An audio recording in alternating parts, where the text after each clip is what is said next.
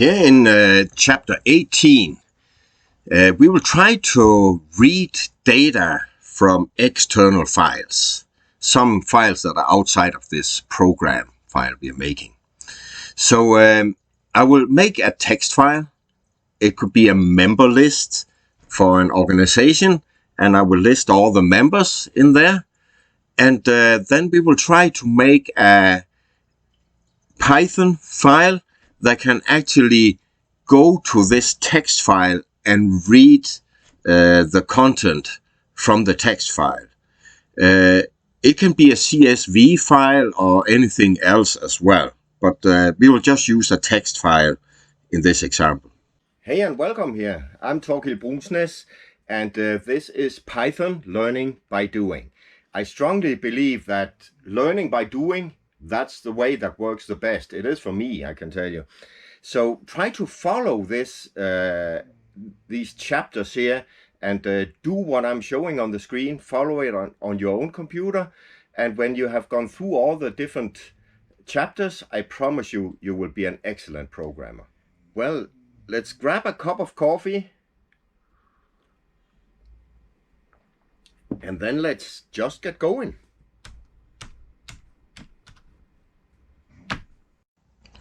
The first thing I've done is I've created a file up here called members and then txt.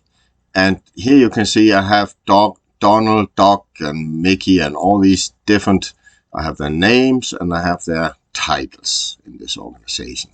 So that's the first thing I do, create a text file with these members. And we're going to read from that file later. So when I created my new file here, I just want to show you here in the file hierarchy. Make sure that your members.txt is under the root library, the library root here, venv. So I have my folder here, Learning by Doing, I'm working in, and then in the library root, there I put my members.txt. And I also have my variable.py. This is the file we've been working in since lesson 1. That's why it's still called variable, which was the first lesson we did. So we just worked in that file all the way up. It's perhaps not the best name for it, but it is what it is. That's what we still use. And we have variable.py open up here. And now we have a text file. And the text file has these members here. So text file and then our Python file we're working in. They are both in the same library. The first thing we will have to do is to take the file and open it. And to do that, I basically make a variable where I take all the content from the text file and read into that variable. So let's define that variable. We will call it members file. And we will set that equal to, and then we say, we use the open command. Now we want to open this file here. Oh. And the file is, oh, there's a lot of text there. It's members.txt.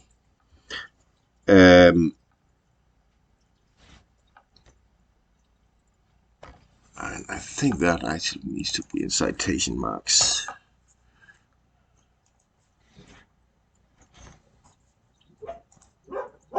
So it's members.txt, and now we give it a special command here because we will put an R in here.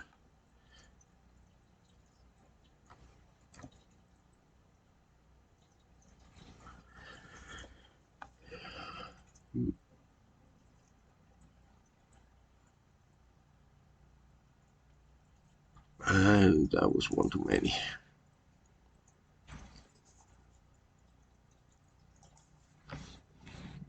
I think it's like that. No, it's not.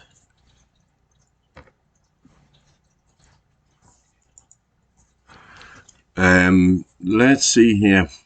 And the interesting thing here is really this R. That is read. And I'll just put something here in a hashtag here. And that's a good thing to know. Everything behind a hashtag won't be read as part of the program. So now I can write some comments here. So R, that's basically read. And we can have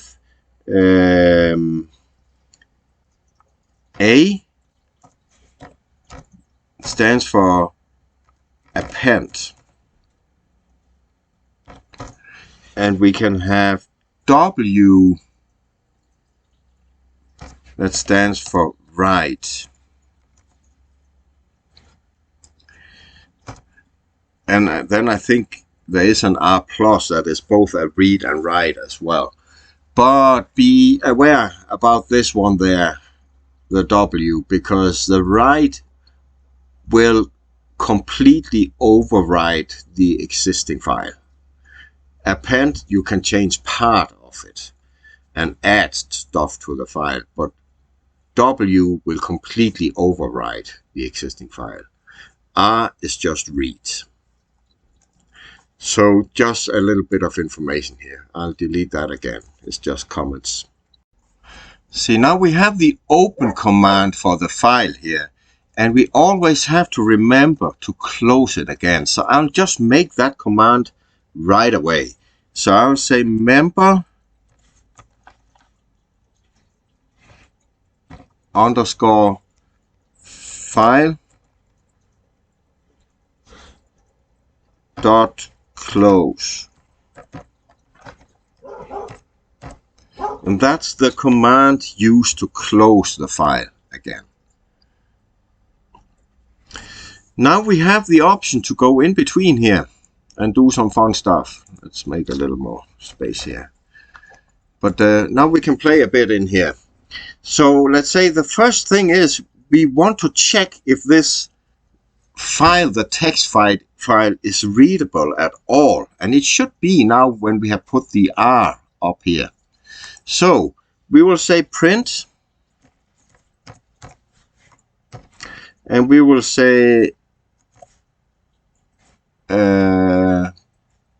member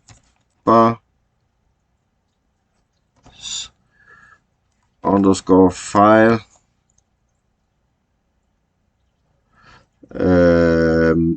dot readable.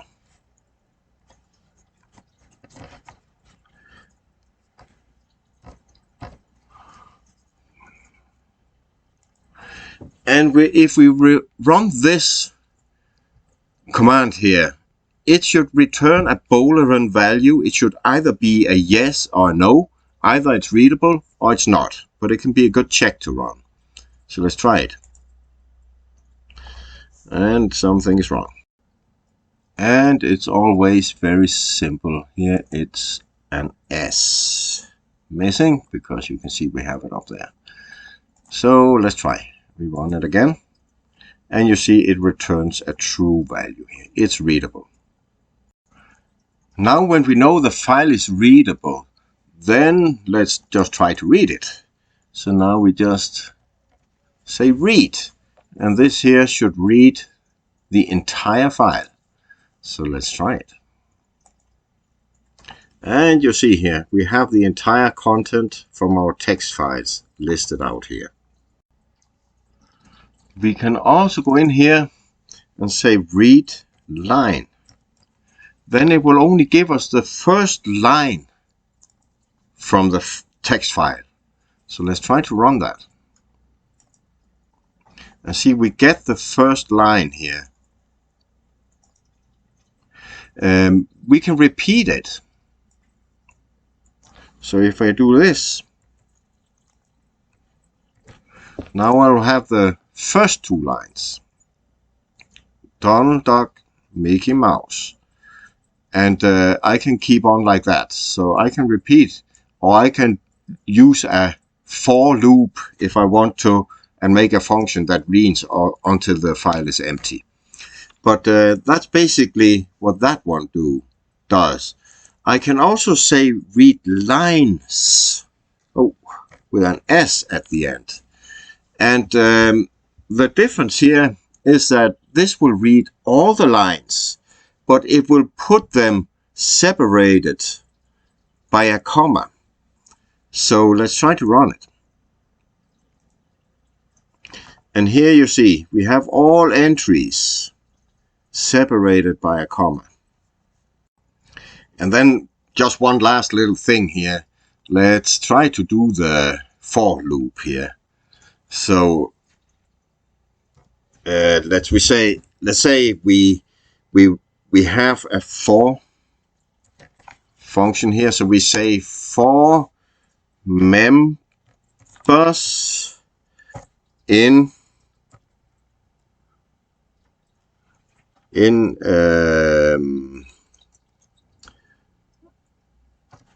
members file.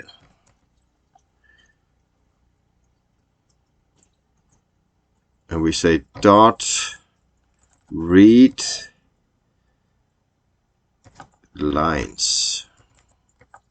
Now it should read all the lines. So that's our for, and for each we say print, and we can say members. That should basically give us all the lines in the file, just pulled by a for loop. Let's try it. Line 3, an error, colon, and the P here has to be small, not capitalized. Okay, and then it should work, and it does. And here you can see we get the whole list out, line by line, and now this time here we have simply made it with a for function instead. That concludes this chapter of Python Learning by Doing. Make sure that you follow all the following chapters and go through the entire series. Also make sure to hit both the like and the subscribe buttons, because that would help me to keep creating programs like this. So thank you for doing that. And here after this there will be a link on the screen, and that will be to the next episode in this series of 26 videos. So take another cup of coffee and get ready for the next episode.